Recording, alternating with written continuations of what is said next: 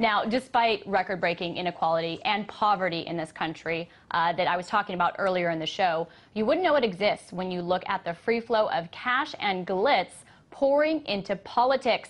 Take a look at the donors going to a fundraiser for President Obama in LA last night. Now, despite the tough economy, supporters still shelled out for recent Obama events from Seattle to San Diego over 2 days, upwards of $5 million. Supporters paying up to the legal limit of close to 36 grand to hear Obama speak or have dinner or whatever. Now, it's a sum that many Americans right at that fundraiser could never envision affording. Take a listen to a protester outside. You see that restaurant? He's charging $35,000 for people to go and be part of it. Does our community even make $35,000 a year? No. Many of us don't even make that.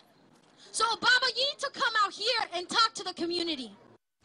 And it's not just the communities of those protesters that you saw. A new report shows that city budgets are getting crushed, forcing them to cut more workers and services. And at the same time, corporate chiefs are saying that China is more business friendly than the U.S. Peter Schiff is here to tell me how all of this is possible. Hi, Peter. Thanks for being on the show. So, hi, thanks for having me on. My first question to you. During these tough economic times, Obama's approval ratings are 42%. Who is shelling out 36 grand for an Obama fundraiser and why?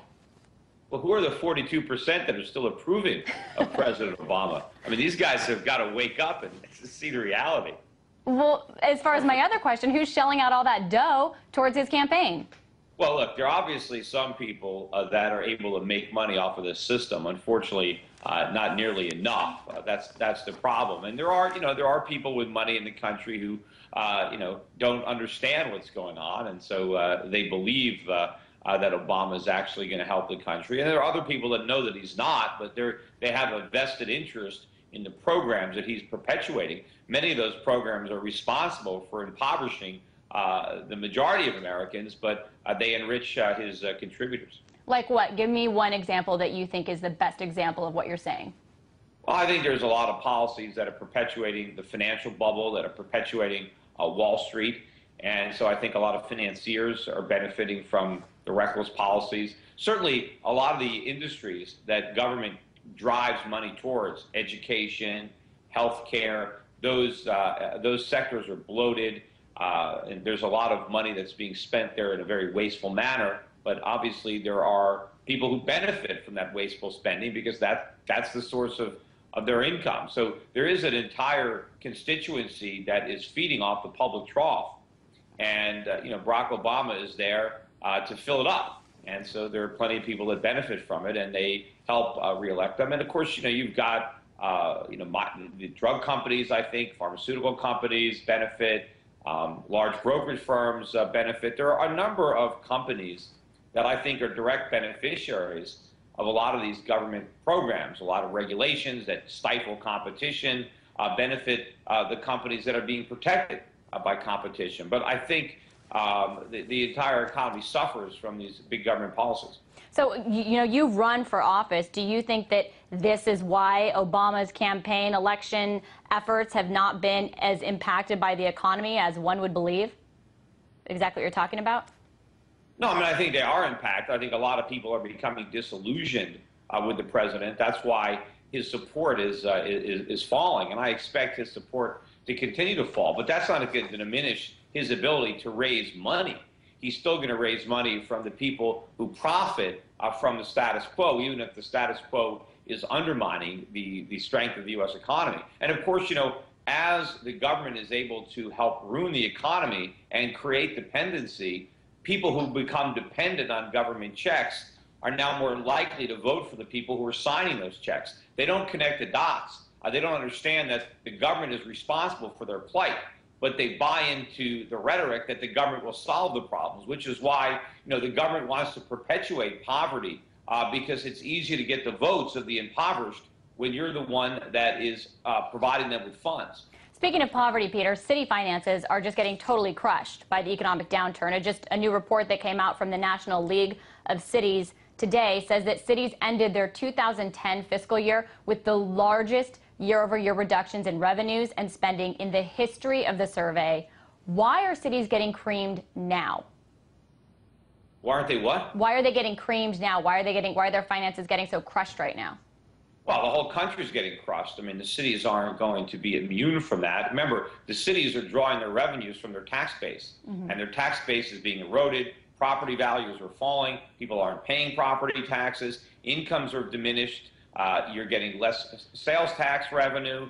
There's all sorts of ways that cities and states are going to get squeezed from this recession. The real problem is going to be when interest rates start to rise, because a lot of these municipalities or states are surviving by borrowing.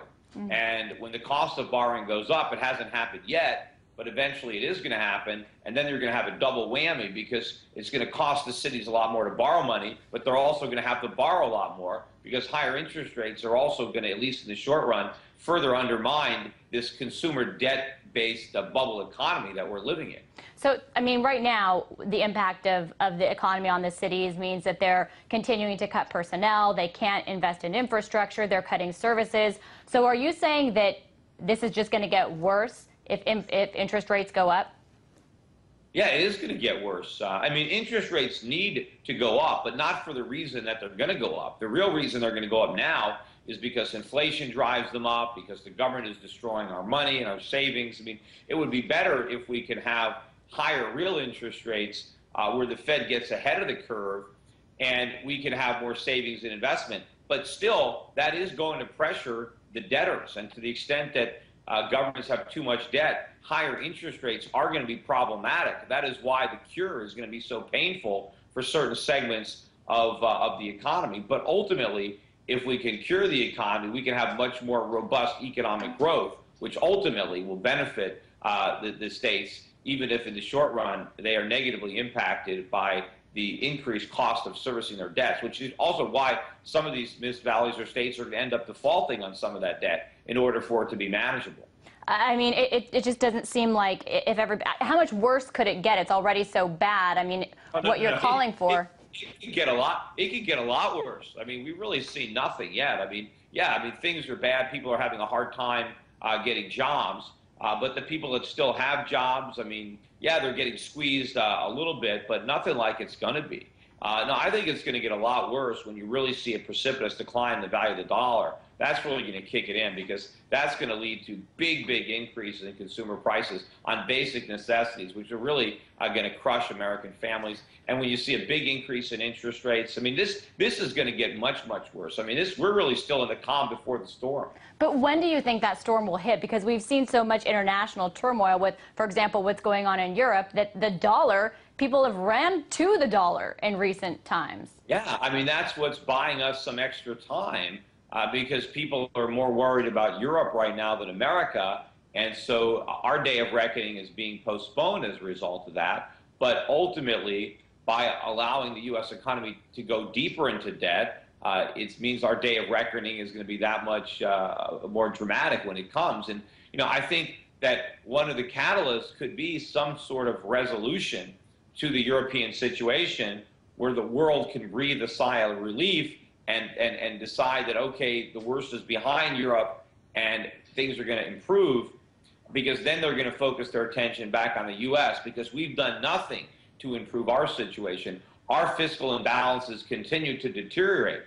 So what's better for Europe could be worse for the U.S. Speaking of worse for the U.S., while the public sector is hemorrhaging employees with these cities and states being really impacted by the economy, the private sector isn't exactly picking up the slack. And we just heard the CEO of Coke saying that the U.S. is less business-friendly than China because of the U.S. political gridlock and the tax structure, which he says is antiquated. Peter, is it easier to do business in China than the U.S.?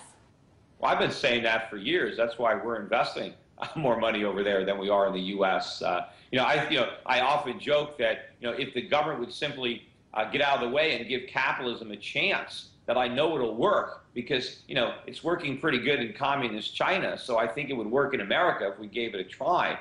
And, so we need to get rid of a lot of these government sector jobs. I mean, that's part of the solution. The government jobs are a drain on the economy. We can't afford them. So a lot of government employees need to lose their jobs, but we want them to get productive jobs in the private sector. The reason they're not is because the government has erected so many barriers to employment. The government has made it so much more difficult for businesses to grow and expand and hire people. I mean, the regulations, many of the regulations that have been written specifically punish employers who hire. There are all sorts of taxes and fees that are directly tied to hiring people. And probably as far as litigation, you have all sorts of litigation risk when you hire somebody. It is very easy to sue your employer. If you get fired, it's very easy to sue. And so businesses want to mitigate the cost of litigation, and the way they do that is limit the number of people they hire. So it's kind of a catch-22 because people are getting laid off, but there's not jobs for them. But you say that businesses